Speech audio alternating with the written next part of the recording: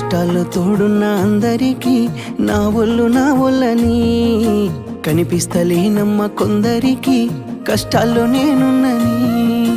నా ఒళ్ళు నీ ఒళ్ళు ఏమున్నది అన్ని కాగితాల బంధాలు, అవి కాగితాలే జీవితాలనుకొని అయినోళ్ళనే వదులుకుంటారయ్యా. బాగుంటే 10 మంది వస్తారయ్యో చుట్టాలై మన ఇంటికి, లేకుంటే వదిలేసి పోతారయ్యో అయినోళ్ళే ముమ్మాటికి.